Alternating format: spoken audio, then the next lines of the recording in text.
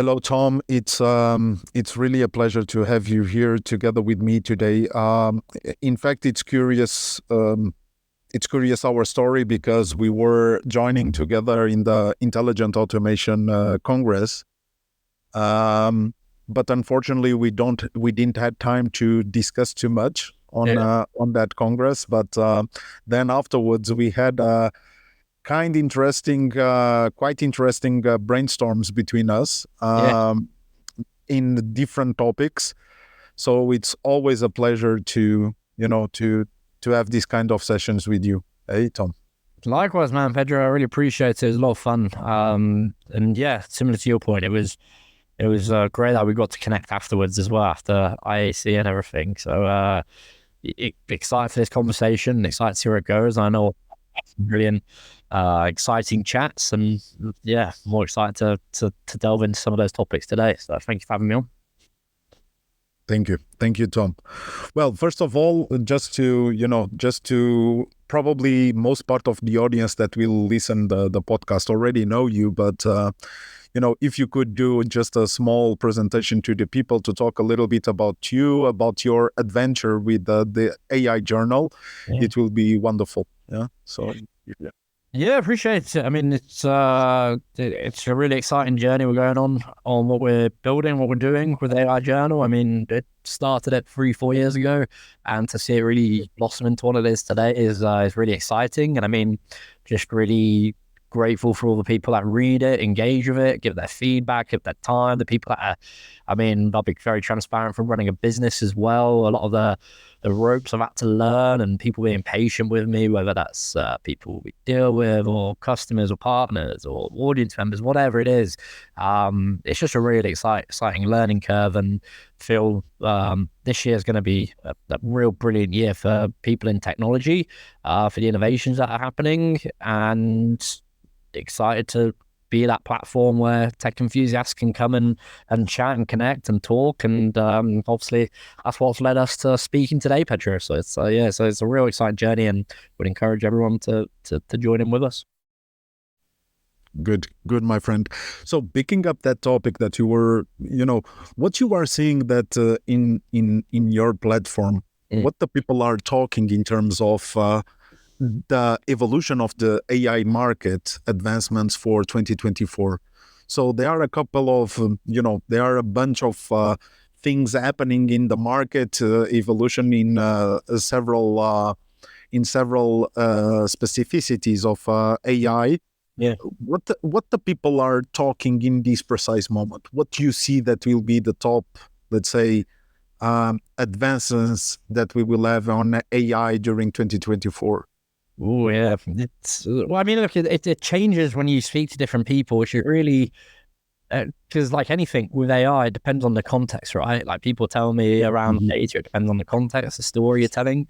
But I think we'll see. I mean, the big thing I'm focused on is wearables, and especially with the Vision Pro, what being released on the 2nd of February, is it around first week of February? And I think that's going to really change everyone's mindset around what. And that ties into AI, what it can do and how we picture the world and how we picture work and what we do.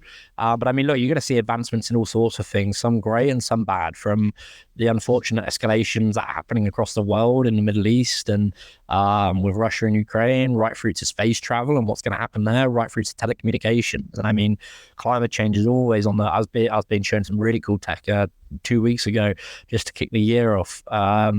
On how using like a barometer for using a index scorecard. I don't know if it's anything new, but the way they were doing it was quite interesting around how to measure different problems for data centers, because data centers is going to be a real big problem with the amount of energy consumption, how much power we can create, what we can do. And I think, I mean, look, so like quantum computing, I don't know if that's the year. This is the year quantum computing will take off and get big, but I know it's definitely in the pipeline. But I honestly think this year will be the year of AI getting into people's hands and grasping the basic concepts of it in much more detail. Last year, people got familiar with it through ChatGPT. I think this year, people will get familiar through it by putting things on their head, whether that's the glasses or wearables, and really understanding how that does. So I think the literacy side of it is going to go sky high this year, where people really, there's a big learning curve of understanding how AI impacts our daily life, whether that's from wearables in the fitness sector, whether that's in the space race that seems to be happening, or whether it seems to be in healthcare where some of the cool gadgets released CES last year focused around. I mean, one of the cool gadgets was an indoor smoker, like it was a smart door indoor smoker. So there's all sorts of different ways that it's on gadgets that happen. I mean, some are stupid and some are weird and some are just truly amazing. But I think it's going to be a lot of things that we didn't expect AI to have an impact on, especially I mean, I've told you this before, but especially within the growing space race, which I think will lead to all sorts of new products and innovations you couldn't have even dreamed of. But yeah, it'll be a fun year. I'm quite curious to make you a question, because I saw one of your posts, I think it was today, about that we are seeing, let's say, a boost on wearable devices right now being launched. Yeah, like Rabbit R1. It's one of the, let's say, one of them that were, let's say, that was boosting and was a fever in all the social networks during the last weeks. I was even publishing a post regarding it, because from technical perspective, they are interesting things that we can connect with the automation world. But what is your view, regarding this fever on, agent AI systems that we are agentic? I think this is the term, agentic AI systems that we are seeing right now, borning. What do you think? It's really, they will have really a space on the market, or is just, or is just a fever? It's a really interesting view, because I think the Rabbit R1 thing, I don't understand how it's getting so much attention. I don't understand. I'm not saying they're not cool gadgets and they're not things that can help. I mean, I looked at the human AI pin. I was like, if I stuck that in my bag, I'd lose it. Like, there were certain things where I was just thinking it doesn't make sense, like durable for what I want to do on a day-to-day. I think some of them do have very cool intuitiveness. I just don't think it will stick, because it can already be built into what products are. It's like people say, oh, I'll build an app. What people forget is how many apps don't ever make it onto people's phone, because it's very hard to get an application onto a phone, and the percentage of people that don't actually use the apps on their phone. I think it's the same thing with these new gadgets. Like, they look very cool and they probably foster some kind of thinking, like, oh, maybe we should be doing that. And I know that Rabbit device is doing it because it's like a segue between your mobile phone and the device. So the device is a lot smaller. You can program it to touch your phone, so essentially you can keep off your phone. And I don't know, maybe that's a good thing, because kids don't use their phone as much, or adults don't use it, all these kind of things. But I think what they're missing is that a lot of, I just honestly see, Pedro, a lot of what we're seeing in gadgets is just going to be built in to wearables. Like, anything where it takes a step away from having to do another action to do something is where a big product win is. Like, if you use Amazon, like one-click delivery, Prime, speeding up, all these things that made it so successful. I can't picture us still using devices in 10 years, like a handheld phone, where you've got to bend over, check it, when I could be speaking to you with glasses on right now, and I could be seeing 5 different things while talking to you. I could have a prompt here, I could have something there, and I just don't see how these gadgets are, and I don't know if I'm going off the trail here from your question, it doesn't scream helpful innovation. It just screams cool gadget tech. Might spur some new, because I'd imagine iPhone are probably looking at those releases, Apple are looking at those releases, thinking, how do we incorporate that? In which case it's been a successful product, because it's built something into the iPhone. But I don't know, I don't see any of them really being, not many of these products I can't see sticking in the long term. People like to have one select thing. Like, you don't see people have 5 mobile phones. They have one which runs everything off it. And it's the same thing. People don't like loads of different items. No, what I found interesting on the launch of Rabbit was the concept of the large action model that they have created. Yeah. So on top of the large language model that they have in their system, or in their Rabbit OS, presented, they have the large action model. That I found quite interesting because in the last months, there was a lot of developments, and we could see, for example, on GitHub, the number of repositories that, people were, or developers were trying to get, advantage of models with vision, so multimodal AI that could have vision as input, in order to create systems that could automate tasks, like RPA. Yeah.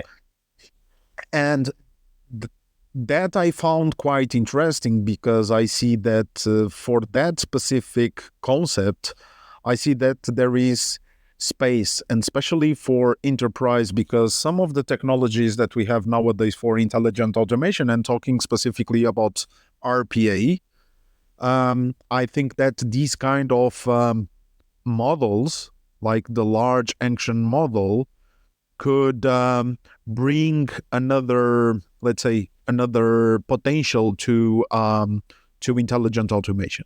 It's mainly the point that I see, because from the rest, I think that, as you said, I think that why I need a new equipment or a new gadget, why I cannot have it in my phone. So they are, let's see what the future will bring, because we never know. But I also think that these kind of gadgets, there could be a wipe in a certain moment, but I don't believe that it will have sustainability.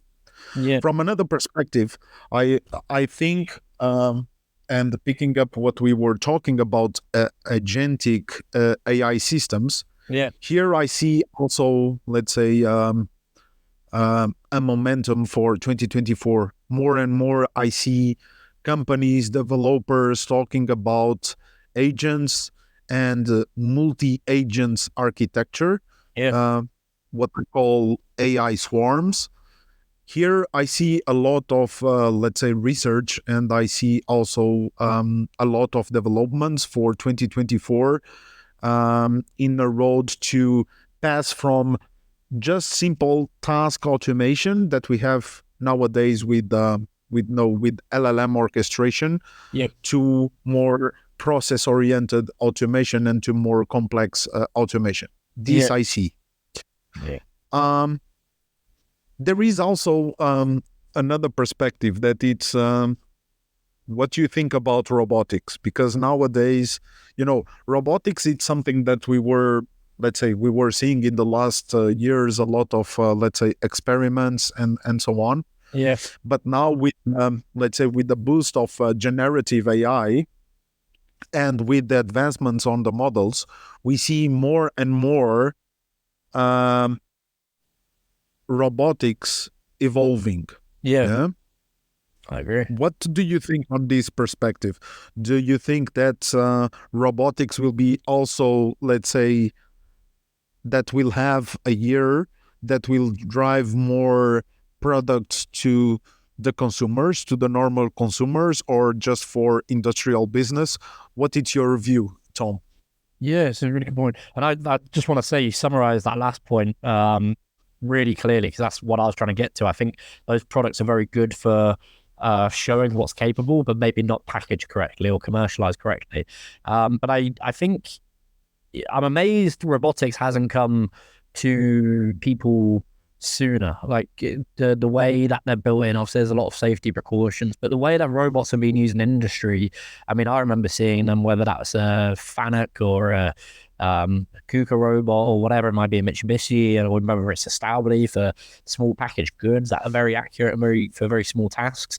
I am amazed that I'm not amazed, I'm surprised it's taken as long as it has for certain things to come out and to be for the mass market or for people. And I reckon it's going to take off. I mean, you've got Elon Musk really challenging it with his humanoid robots and the way that he's building his own Grok model, and I think those are really going to align really well. And I think you're seeing it with small things like vacuum cleaners or lawnmowers that just do it themselves, or I don't know if they're vacuum cleaners, but sweepers that suck up all the dirt. And I think in the industrial side, we're going to see it a lot quicker. I think at the moment, agents and chatbots, I can picture myself having 20 chatbots doing various different tasks for me on a regular basis and reporting back to me as if it's a human, and we'll go through it on a dashboard in a weekly call and say, okay, this is what Harry's done, this is what things done, they're chatbots or whatever. But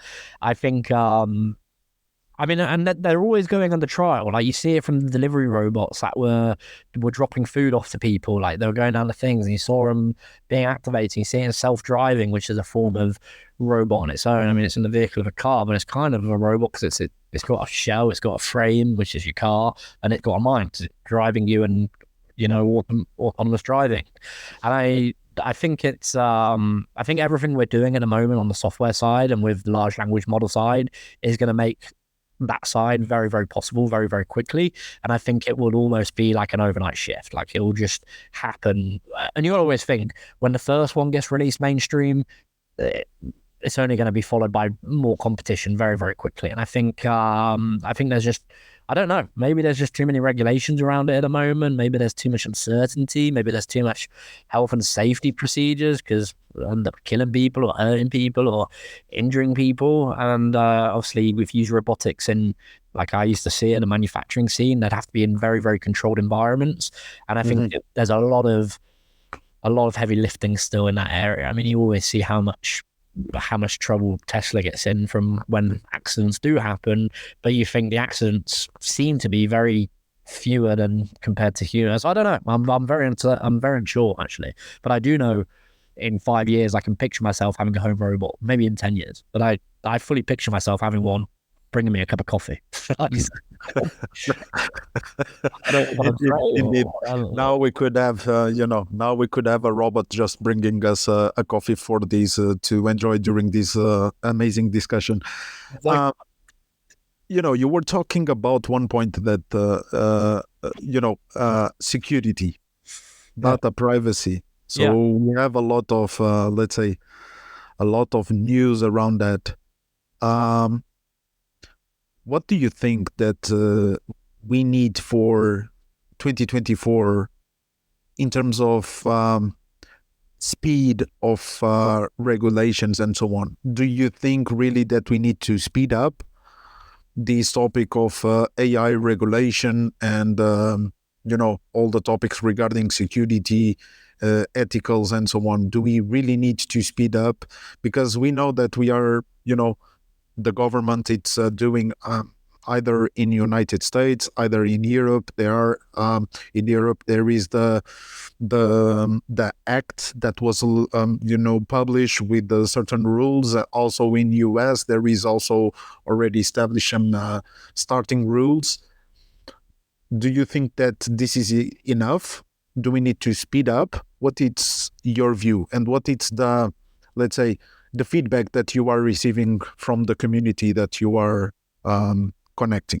Yeah, so it's a really controversial topic. Like, it's a really good topic, and I haven't seen a framework or a suggested outline or a governance structure that really does the topic justice at the moment. Because if you look at it as just speed up regulations, I mean, it's tricky. Like, it's a really hard thing to do, and I completely empathize with the people that are doing it, because we're trying to learn something.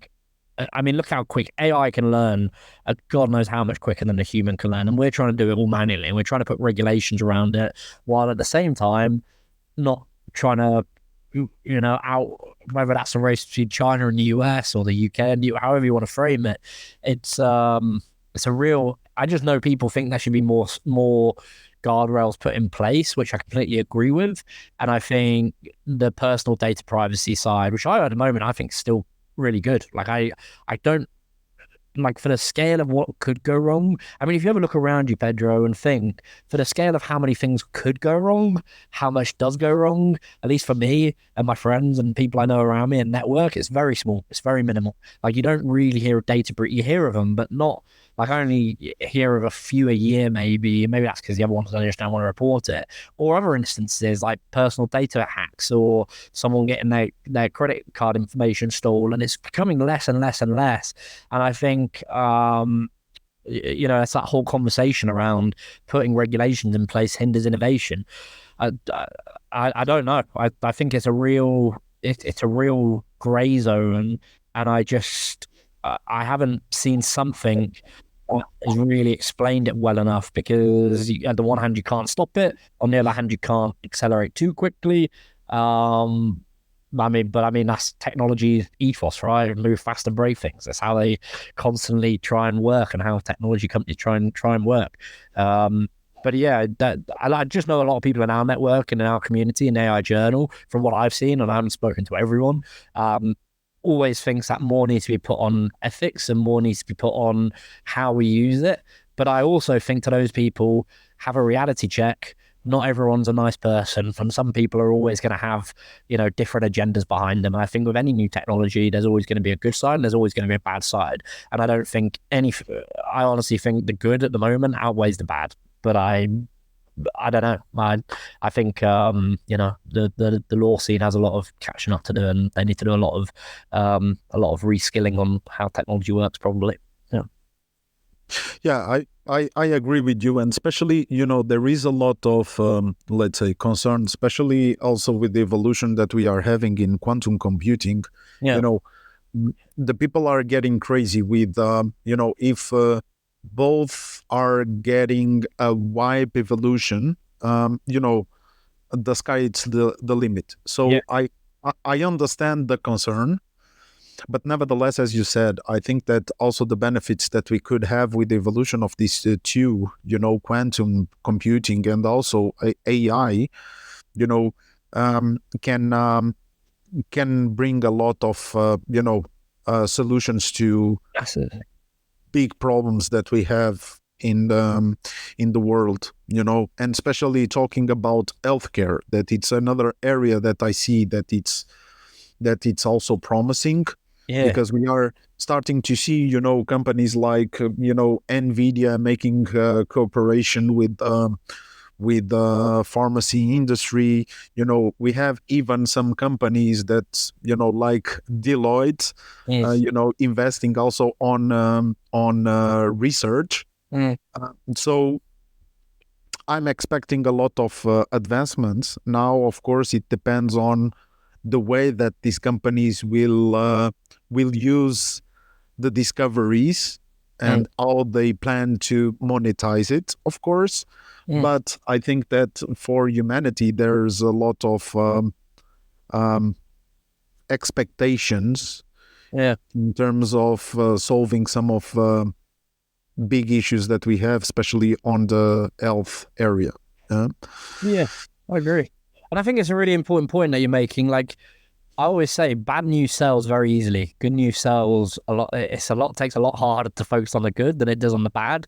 And I think technology is no different and what the advancements we're seeing, where you're not going to please everyone with what you're doing. Like, there's always going to be a group or a party or someone that doesn't agree with what you're doing, the way you're doing it, the way you're building it, and the way you're serving a certain customer.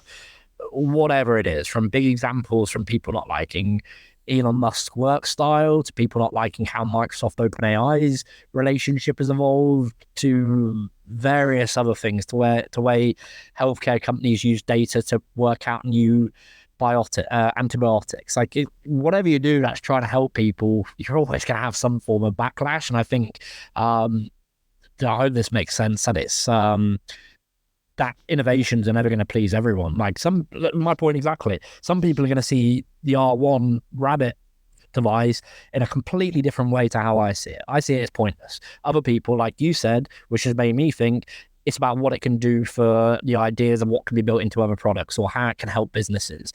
And I think that's really important. And I think, I mean, particularly in healthcare, which is such a data compliant and such a regulated area where you're literally dealing with people's personal well-being and healthcare. And I mean, if you don't do it, you have situations like Theranos where it's just, that was a big it was all a massive, I don't know if it was a house of cards. And you think how people do that and what you have to go around. I mean, how do you regulate something that you don't know yourself? It's impossible. Like, that's what we're facing.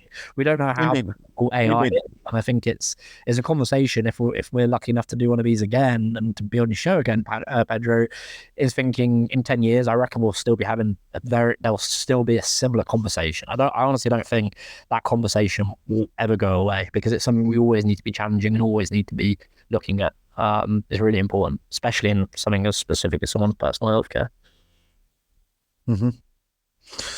And there was one time that we were having one of our discussions. We were discussing and now connecting with this topic of the advancements of AI for 2024. Yeah. There is also a lot of speculation about how it will be AI implementation on the enterprise. Yeah. I can tell you that I already heard two versions. One, that it will be, a year that the companies will pass from proof of concept to really implement. Yeah. And we will discuss about in the next minutes what it's required for that. Yeah. But I also heard that the wipe will stop a little bit, and there is 30%, I think it was a research from a BCG that was saying that 30% or between 30 to 40% of the CEOs are saying that the investments on AI will reduce on their side. So the wipe will reduce a little bit. Yeah. So there is these, let's say, these two messages. So if you remember, one day we were discussing about there is a huge amount of information just flowing on the net, on the internet, right? And I can understand that some of the companies really don't know what it's the way that they should move forward. Yeah, I agree. So how do you think that the companies or even us, the society, could help on mitigate a little bit this misinformation that exists around AI? Because at this stage, my personal view is that it exists. Yeah, of course. There is a lot of people talking about AI. There is a lot of companies either in the automation space or out of the automation space just to promote themselves that, hey guys, I have implemented the AI. Saying that they achieve a lot of savings, and then in the end, we could see that other companies could struggle a little bit on it. So there is a lot of misinformation.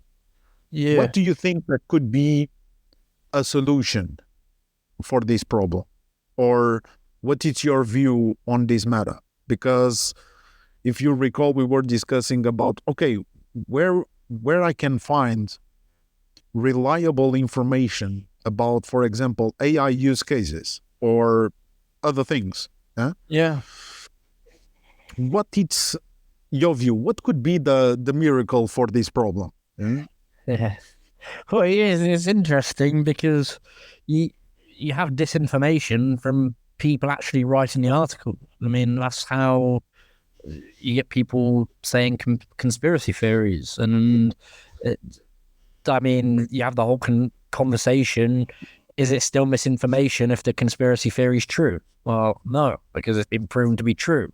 And I think that's just from people writing, like people themselves, not even with AI, like to spread misinformation. Like teenagers, when you have problems or when you have things, they lie about things. Like there's people that are in business that lie about things. They know actively they are lying, whether that's big cases like the SBF trial or Bernie Madoff trial, or other examples like Wirecard. These people at big companies, they lie about things, and I don't think AI does. AI doesn't make things up. AI just feeds back information that it's been fed as data, which is wrong, which has been input by a human, and potentially has been read wrong. So the context is wrong. Like Susan Walsh looks at things like dirty data, where it's the wrong context. So obviously it puts out the wrong output and tells the wrong thing. I mean, all those data engine people talk about that in much more detail than I could explain, or in much more clear accuracy than I can explain.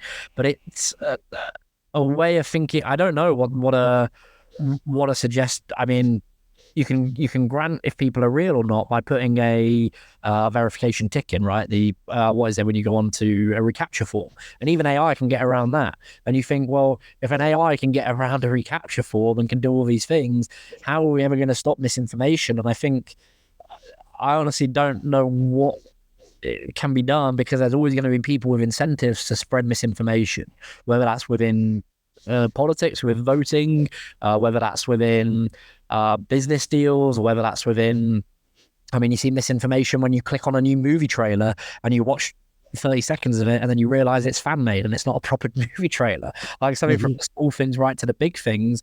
And I don't know a solution that I've seen that would definitely work at the moment for misinformation, but I think a lot of it comes from people themselves. People just don't like to blame people, and it's a lot easier to blame a tool than it is to blame yourselves, which is what I always come back to, which I find interesting. No, in fact, so you were talking about misinformation about, let's say, overall, yeah, and Yes. you were talking about, we see a lot of articles regarding the influence of AI and data analytics on social networks and so on. But what I was trying to think more is on companies that are trying, let's say, to implement artificial intelligence. And we know that artificial intelligence, it's not a new topic, but it's a topic that if we go to the companies, they don't have a lot of talent or expertise inside the company at this stage. So this is something that I think that the companies are trying to build up right now. Yeah. Knowledge and knowledge hubs.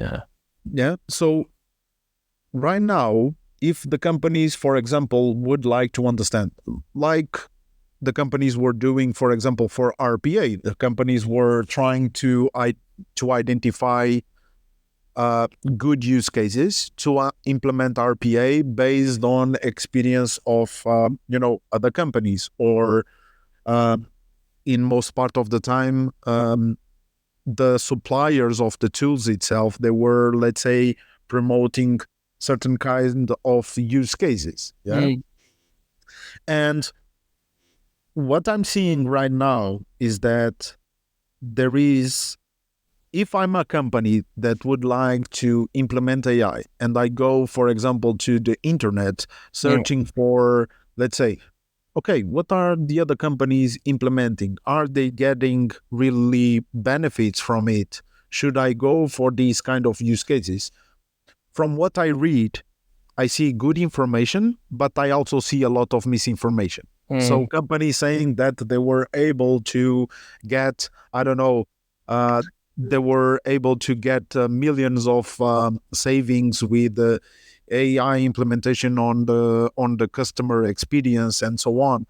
So, well, I'm just giving an example. I'm not saying that they were not able to get it, but from my experience, I read some use cases that I know for sure that the numbers that they are reporting, it's not true.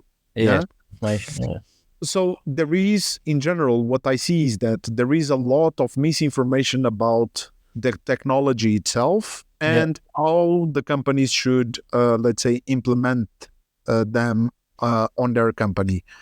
And my question is, what could be solutions that could solve this kind of issue? That's what I was trying to think. Got you. So, I mean, there's no solution for a company basically just lying about the results they've got. Like, it's a very hard thing. Like, if a company wants to say that they've got certain results from a AI implementation, or I don't know, a certain model they've deployed in their business, or whether that's RPA or whatever, and they're saying they've sped up processes, whether that's to do with accounts or whether it's to do with, workflows. If a company's going to just outright come out and say something that just can't be true, I mean, that's on them. I mean, it's very tricky to call bullshit on something that if you can't see it. So I don't know what the solution would be for that, apart from leadership just being liars and not giving the full details.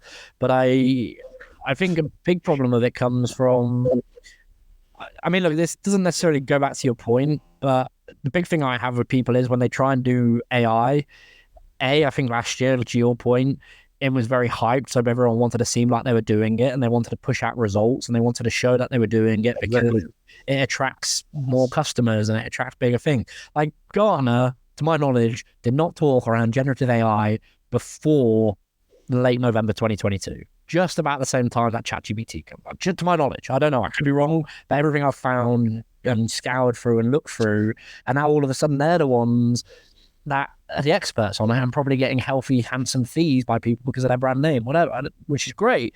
But you think, how much do you have to trust people that are just jumping on the bandwagon compared to the people that have been doing it for 5-10 years? And it's usually those people that don't get much credit that are doing a lot of it in the background. And my point is misinformation and mistrust.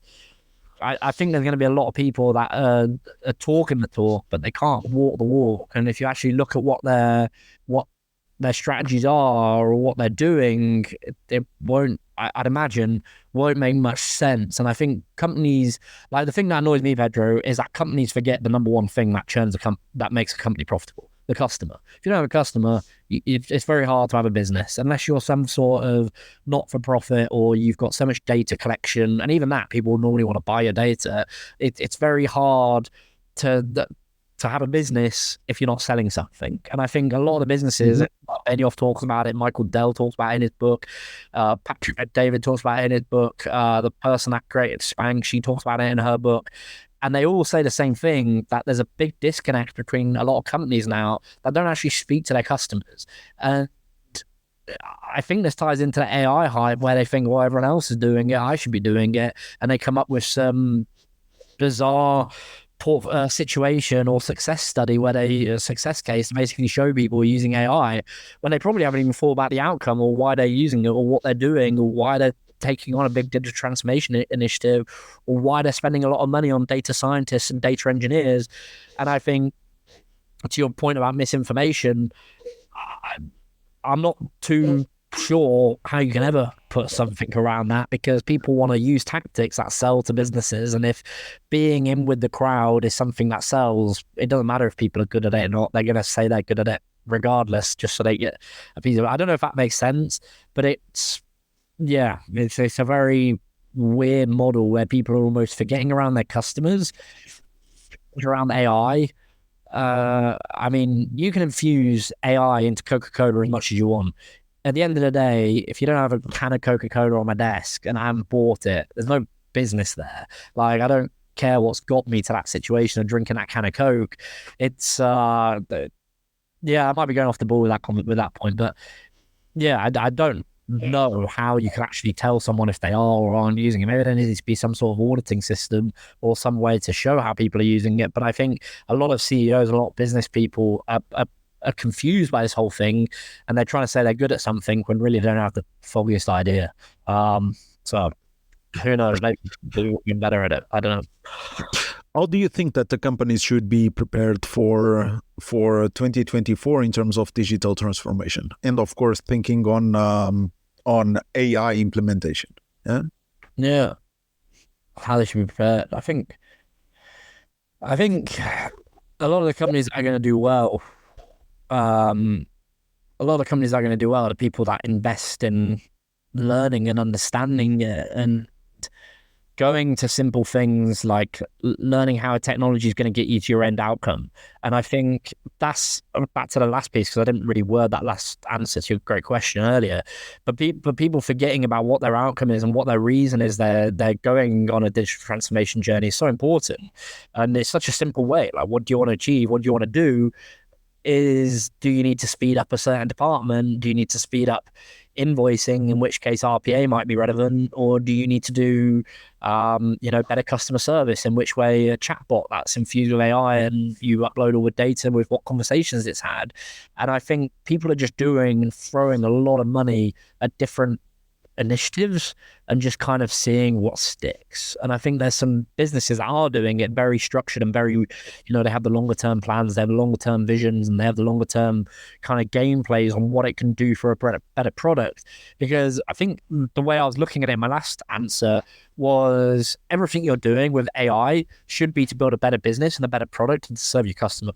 I really think that's the fundamentals. And I think if you're just going in and saying, oh, I'm doing this AI initiative, I'm doing this AI project, we're doing this, we're doing that, and you've got no reason for showing those results or no real why, it's to your point, it's very weird why people do that. I don't necessarily understand it.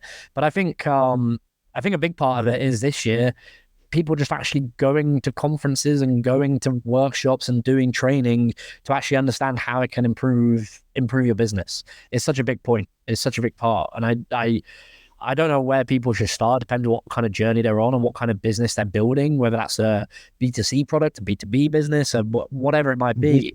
And I think there's loads of different routes you can go down to scale your business and to make a better product. And not everything's right for everyone. And I think that's where a lot of companies you're going to start seeing losses, because they're just throwing so much money and they don't understand what they're doing or why they're doing it, or what, like you saw it with the big tech companies. They hired all these people and people literally said they were sat around at Facebook and they had no work to do. Like they were just sat there. Like they didn't have anything on their plate to do. And then they're all being laid off and all being let go because those businesses themselves didn't know why they needed those people there. They hadn't properly thought through what their strategy is.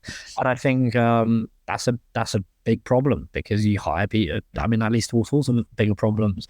But I don't know. If it was me, I'd always start with the outcome, and I'd always look at why you're doing something and what it is you want to improve. And 1% a day improvement plan is a good way to look at it. What can I improve by 1% every single day, which leads to massive, compounding results. And I think, it all starts with how your company's already structured.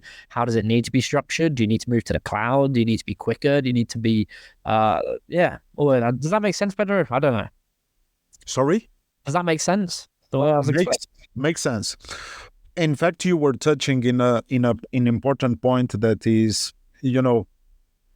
normally, or there are some cases that companies want to solve all their issues, even the ones that make a right evaluation where they need to improve, but there are companies that they want to solve problems with the generative AI, for example, that can be solved with the rule-based automation, Exactly.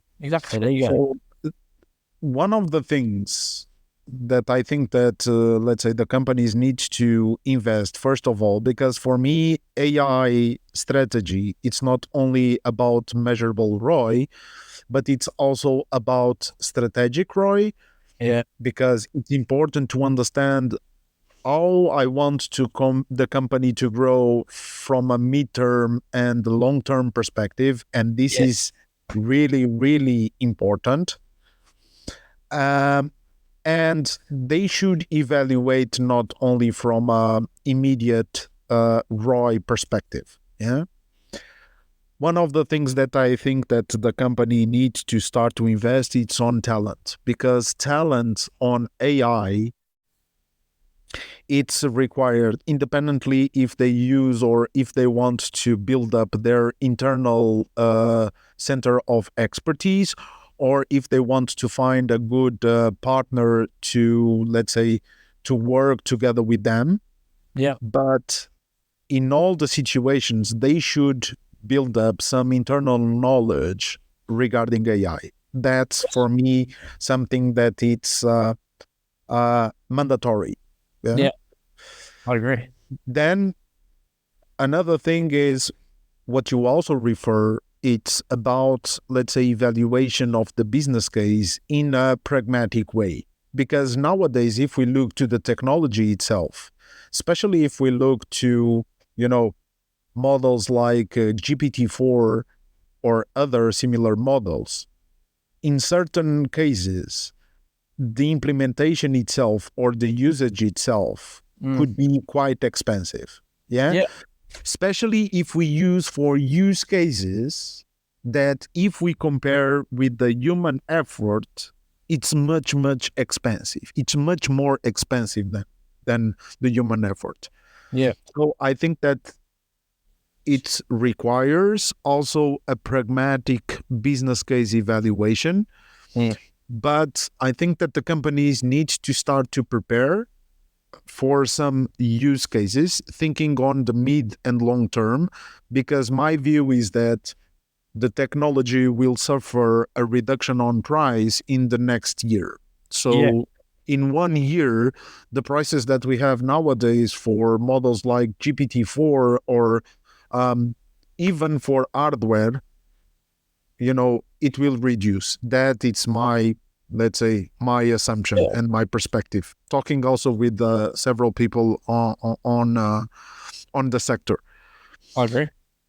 So this is the way that I see that the companies need to prepare themselves. They need to make, a good evaluation of what are the models also of AI that they should use, because AI, it's not only about generative AI. Yeah. For example, I heard some people talking about, I can categorize some tickets of my system with generative AI.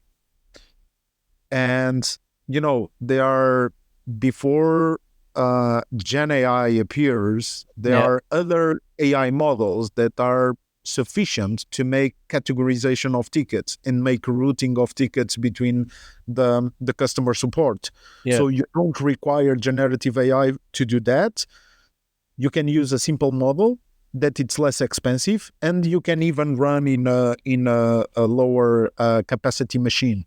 So this is the kind of evaluation that companies require to do, and for these they require knowledge for that. That's the topic. And I think it's a great point you're making, like exactly that. I think that's what I was trying to get to earlier as well.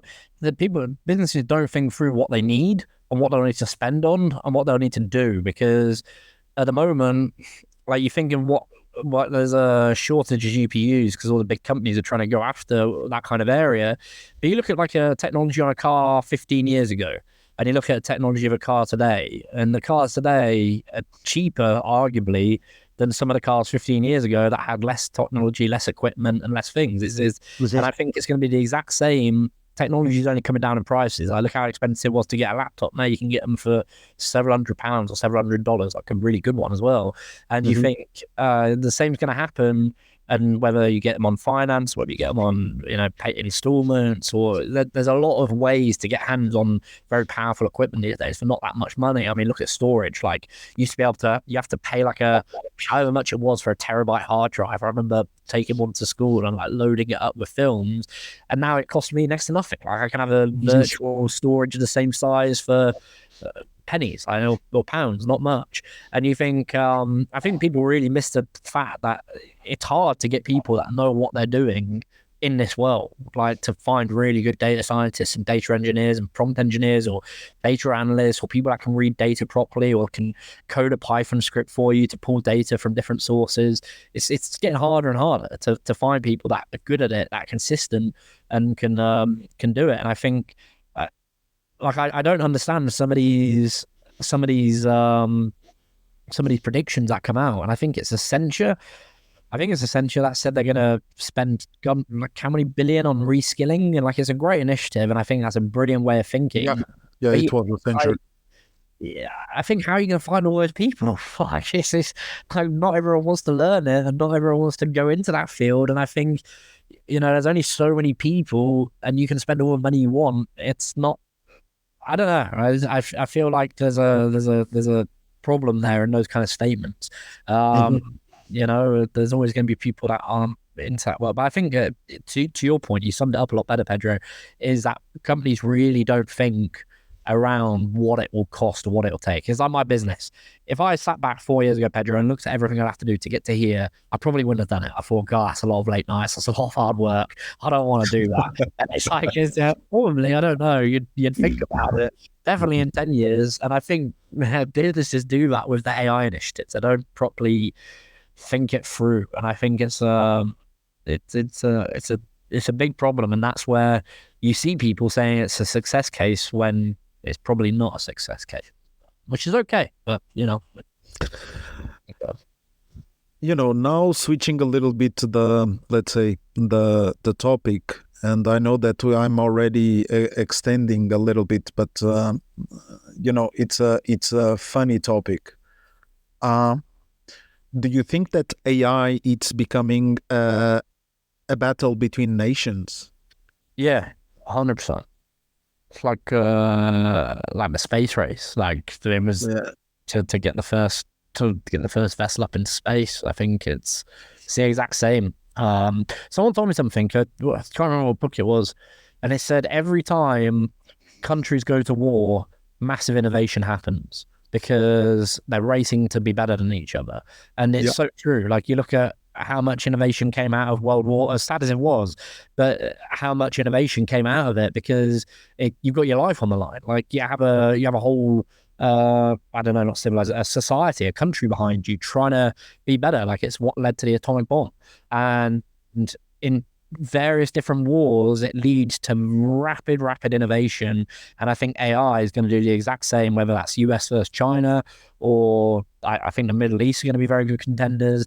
And I think the space race is going to change a lot of it as well. And I think how we use AI for that is going to, I've said this to you before, it won't be fighting for a planet, it'll be fighting for God knows how many other planets or different ways of doing things. I think that's a bit more dystopia thinking, but there's 100% a race on, and I think there always will be. Like countries seem to love to always, or not love, but always seem to find a route to go into conflicts with each other, and what's happening now. I think and I mean, it's good. It's another form of competition, I guess, maybe. I don't know if that's the right way to put it. But whenever you're competing with something, I look at as soon as Microsoft came out, Google sped up development of Bard massively. And I think it's, or at least they seem to have sped it up, and they made a big case out of, all hands on deck kind of thing. And I think, especially now between Blue Origin and SpaceX, like SpaceX is definitely ramping up how quickly they can launch these missions and get onto Mars and get onto Moon. And I think it's the same with AI. People want to understand how much good or how much damage or how powerful a model can be. And I mean, you've got different factors for each side. But do you think? I think I definitely think there's a race there, big race. No, there is. My view is that, looking this into perspective, there are two segments that there is completely a race. One, it's on the models itself, and another thing, it's on the GPU and chip manufacturing. Yeah. On GPU and chip manufacturing, if we look to the full stack of AI market, I think it makes sense that other countries start to, to create capacity on chip manufacturing, because if we look and we make a research of the market right now, we will see that, and I was writing an article regarding that, but in the chips manufacturing, we have a single point of failure, because most part of these ultra rapid GPUs are built up with chips that most part of the design and the manufacturing, it's concentrated in Thailand. In Taiwan. So it means that if we it means that the countries need to plan a plan B in case there is, for example, confronts between China and Taiwan. It's, of course, we are putting in risk the continuity of the AI business. So for me, it makes sense that companies like Intel, AMD, they start to work on solutions. If they have capital for that, for some companies, I don't think so. For Intel, I see that there is opportunity for that, but it requires investment and time. So we need to prepare that right now. From models perspective, I link it more to the, of course, there is, the competition between companies, and all the world wants to create a model that it's a reference for the whole world. Yeah. But I also think that this could be also connected with the future of AI regulation. Yeah. Because nowadays, there are already some questions regarding, GDPR and where the information is stored in terms of AI models. If they are using, let's say, some information to train the model, where this information is stored. So, as you know, there are regulations in terms of information borders, or, information that goes from one country to another. So there are all these regulations on GDPR. Yes. And I think that with this, and especially in some countries are already thinking that, okay, we need to, let's say, to create our own models, in order that if the AI regulation evolves in a direction that the information will be more secure and will have more borders, they are prepared for that. And that's the reason why now, in beginning of 2024, I see, countries like India developing their own large language models. We have France already. We have, on the Middle East already, some companies trying to develop their own models. So that's also one of the reasons why I'm seeing a lot of other countries trying to develop their own large language models. Yeah. Well, but let's see. Yeah. Let's see how it goes. Well, Tom, for sure we have a lot of things that we would like to discuss. Yeah. But unfortunately, our time ends. Maybe we need to plan another session for the future and continue to discuss, because it's always a pleasure to discuss with a brilliant mind like you. And let's keep in touch. And thank you very much for the time that you spend here with me and with the audience. I appreciate it, Pedro. I really do. Thank you for having me on, and I really look forward to next time. There's always conversations we can go down, and I can go down a lot of rabbit holes of different topics of thinking. It's good that we think in different ways. But I appreciate you having me on. It's been a lot of fun. Been my hope. Thank you, Tom.